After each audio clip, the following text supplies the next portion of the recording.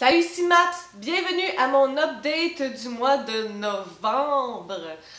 Donc, ce mois-ci, j'ai peu avancé au mois d'octobre dans mes lectures et au mois de septembre. Donc, il y a encore beaucoup de livres qui sont là depuis plusieurs mois. Et là, vu que la fin d'année approche, j'ai comme un besoin de terminer des séries, certaines lectures que je veux vraiment faire. On dirait que je ressens le besoin imminent que ça soit fait. Donc, est-ce que ça va arriver ou non? Nul ne sait. Mais c'est un besoin que j'ai. Donc, c'est pour ça que ma pile est comme vraiment pleine en haut. J'ai rajouté des livres qui font partie de ma bibliothèque que j'aimerais vraiment lire ce mois-ci. Est-ce que ça va arriver? Nul ne sait. On va commencer sans plus attendre. Donc, le premier livre dont je veux vous parler, j'ai ma Kindle juste pour me le faire penser. Donc, je vais mettre la page couverture ici. C'est l'auteur qui m'a envoyé son livre en service de presse. Donc, l'auteur se nomme Arnaud Niklas.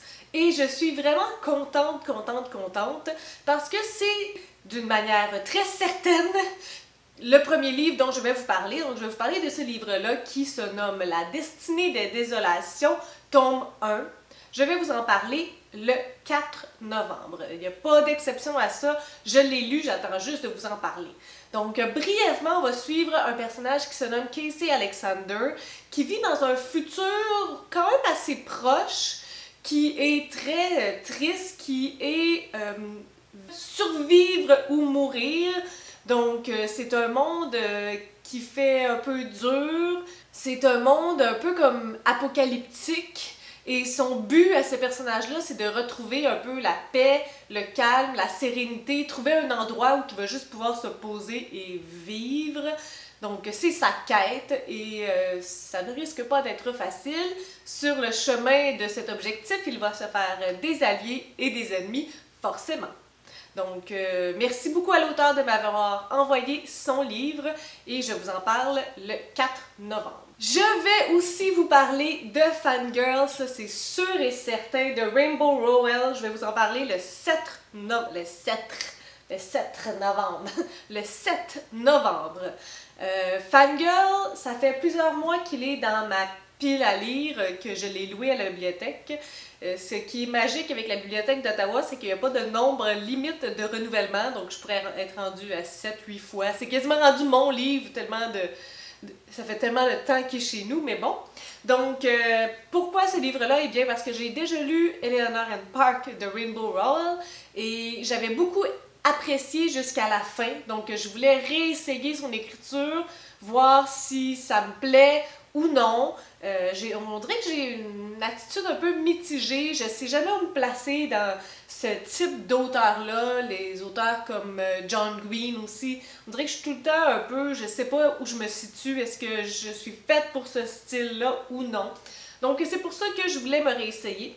Dans cette histoire-là, on va suivre Kat, qui est une fan de Simon Snow, qui est une série très populaire dans cet univers-là. Elle est assez intense dans son amour de Simon Snow parce qu'elle écrit des fanfictions à propos de lui et elle est très populaire dans ce qu'elle fait. Donc, elle va arriver à l'université, elle et sa sœur jumelle Ren, et là son monde va un peu tout basculer. Sa sœur ne va pas vouloir vivre en colocation avec elle, elle va devoir socialiser avec sa nouvelle colocataire.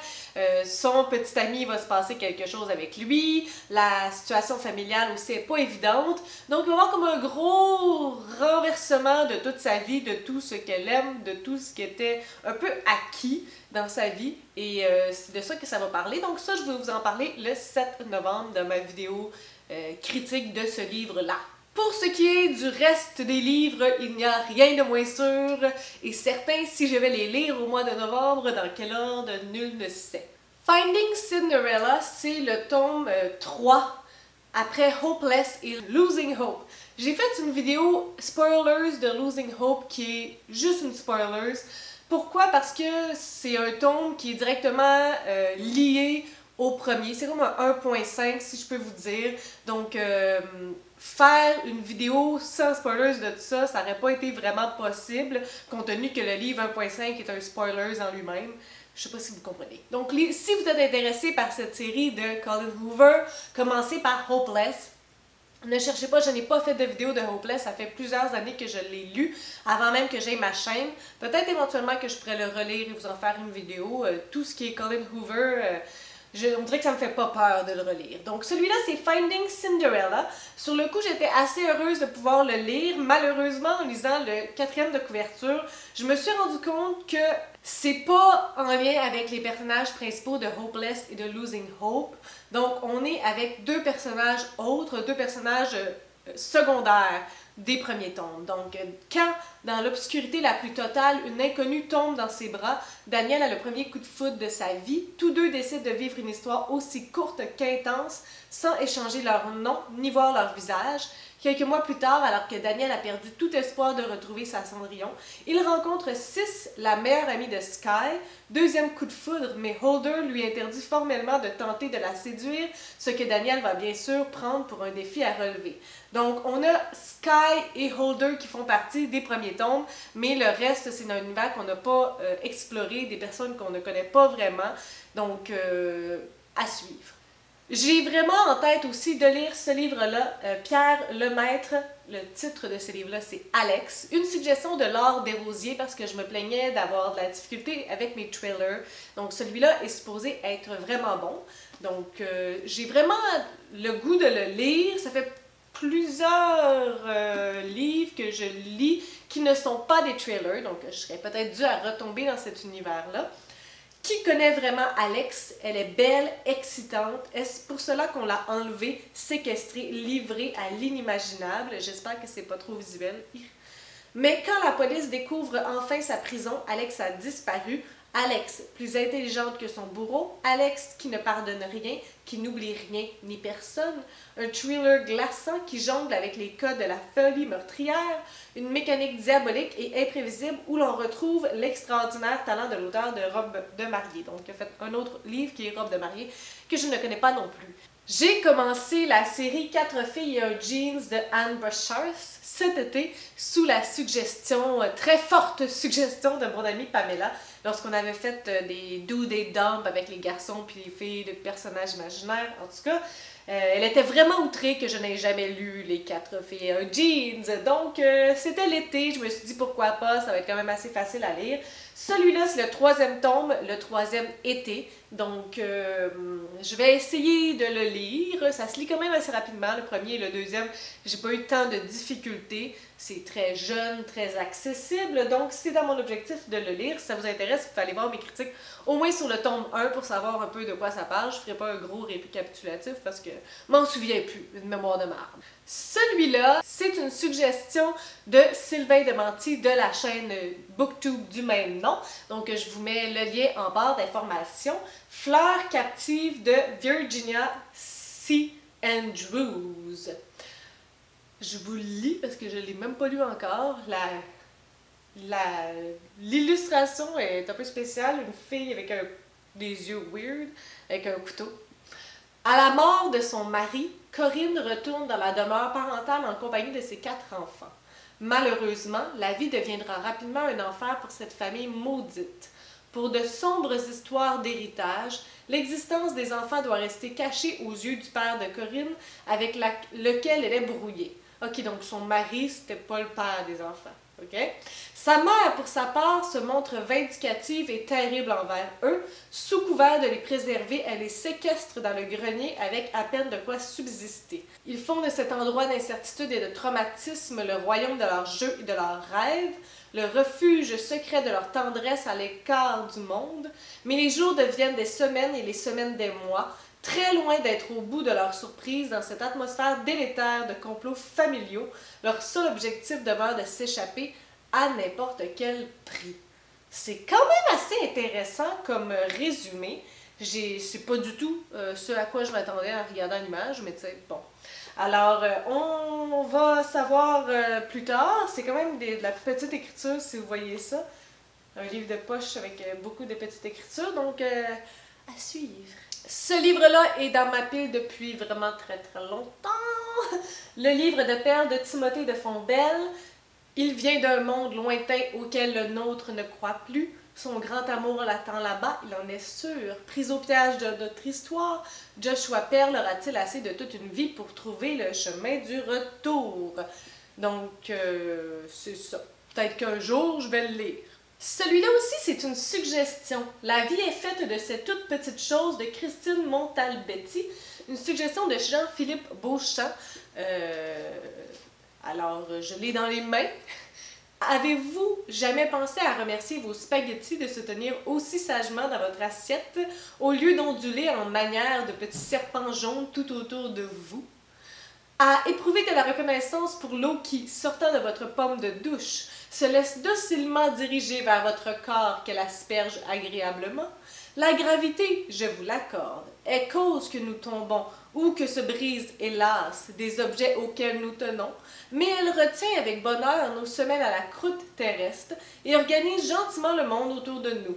Là-haut, une fois gagné l'impesanteur, les choses en vont bien autrement. C'est vraiment spécial comme résumé, donc je sais pas, est-ce que vous l'avez lu? Ça me surprend, je m'attendais pas à ça. Ça va être à lire. Celui-là, j'ai pas besoin de vous en parler, je pense que j'en ai parlé énormément. Moi, Simon, 16 ans, Homo sapiens. Il y a l'adaptation cinématographique aussi qui est sortie cet été. C'est pas parce que j'ai pas envie de le lire, c'est écrit gros en plus. C'est juste que j'essaye de prioriser, puis je lis pas vite, donc il y en a souffert. C'est un livre écrit par Becky Albertalli. Donc, j'aimerais ça le lire avant la fin 2018. C'est ça. Je suis d'ailleurs un peu en retard dans mes objectifs de lecture. Je m'étais mis encore 100 livres à lire cette année et aujourd'hui, je suis à 81 livres. Il me reste 2 mois. Donc, ça risque d'être assez serré et peut-être inatteignable. Mais bon, hein, c'est la vie, c'est comme ça. Il y a des choses qui arrivent. Puis on peut pas toujours atteindre nos buts la première fois. Mais en fait, là, c'est la deuxième fois. Mais bon, l'année passée, je l'avais atteint. Ça, c'est une relecture que je veux faire. Ça explique pourquoi je le repousse et repousse et repousse. Lire un livre que j'ai jamais lu versus relire le journal d'un vampire de L.G. Smith. Vous voyez mon dilemme qui n'en est pas du tout un. Donc, c'est ça. Ça fait quand même partie d'un objectif que j'ai avant la fin de l'année. Cet objectif-là, il risque d'être beaucoup plus réalisable. J'ai lu il y a quelques mois Un monde mort comme la lune de Michel Jean qui m'a complètement détruit. Et là, j'ai Tsunami qui est un épisode après celui que je viens de vous montrer. Donc, j'ai vraiment envie de le lire parce que le premier ne m'a pas laissé indemne et j'aimerais revivre tout ce que j'ai vécu grâce à l'écriture de Michel Jean. Donc, c'est vraiment un objectif très sérieux que j'ai de lire Tsunami avant la fin de l'année. Celui-là aussi, il traîne dans ma bibliothèque depuis plusieurs mois. La fille de braise et de ronce de Ray Carson, qui est un ouvrage fantastique, si je ne me trompe pas, même peut-être fantaisiste. Fantasy, c'est ça que ça dit, fantasy. Donc, j'en ai parlé tellement, on dirait que je fais juste comme répéter. C'est une princesse de Roval qui est la gardienne de la pierre sacrée. Et elle a le signe distinctif qu'elle a été choisie. Malheureusement, elle a déçu les attentes de son peuple. Eux ne voient pas la leader qu'ils espèrent en elle. Ils ne voient pas ça. Donc, le jour de ses 16 ans, son père va la marier à un souverain de 20 ans, son aîné.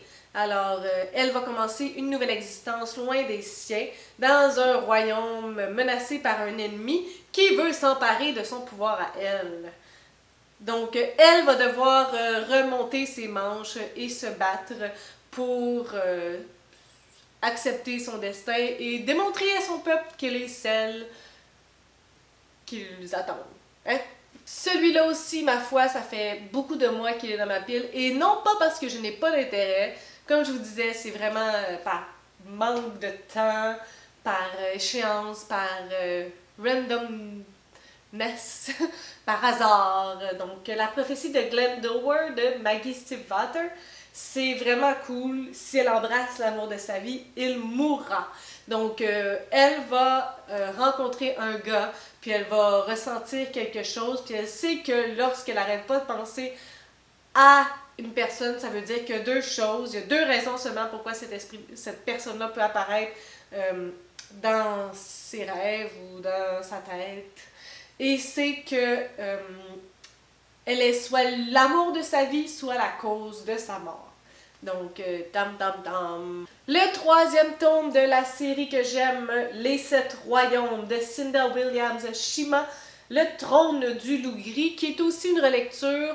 J'aimerais beaucoup avoir fini les 4 tomes pour 2019. Donc, il faut que je retourne à la relecture de cette série fantastique.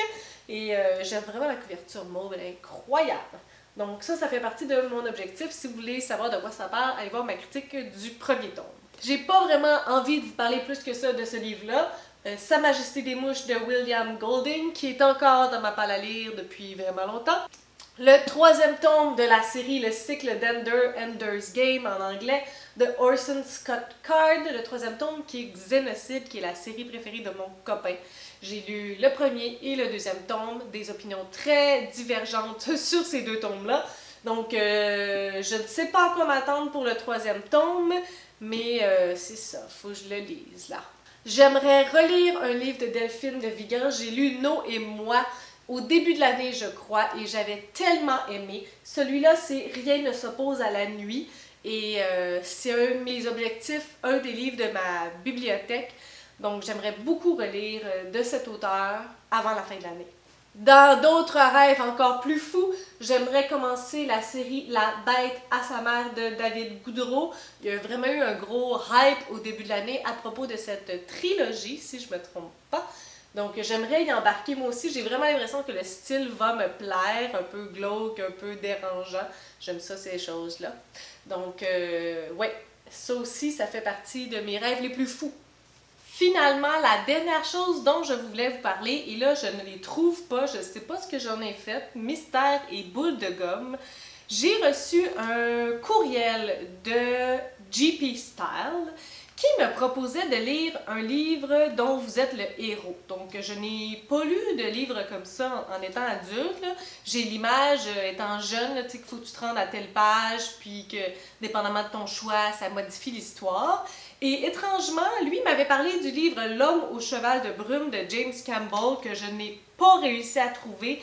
J'ai écrit à des bibliothèques, j'ai regardé sur mes bibliothèques municipales, les deux à Ottawa et à Gatineau, introuvable.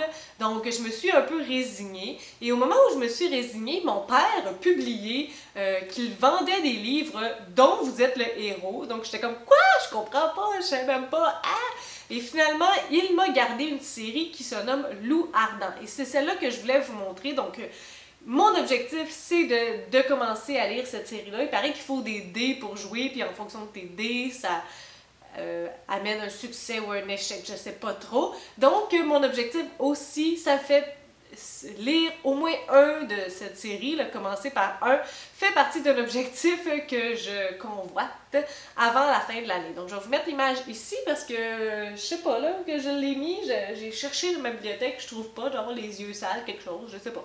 Donc ça, c'est la dernière chose que je voulais vous dire. Donc si vous avez des suggestions, des critiques, des commentaires, n'hésitez pas à le faire en dessous de ma vidéo. Je publie des vidéos à tous les 3 jours, donc si vous aimez cette vidéo, n'hésitez pas à mettre un petit pouce ou à vous inscrire à ma chaîne. Et sur ce, je vous souhaite de bonnes lectures!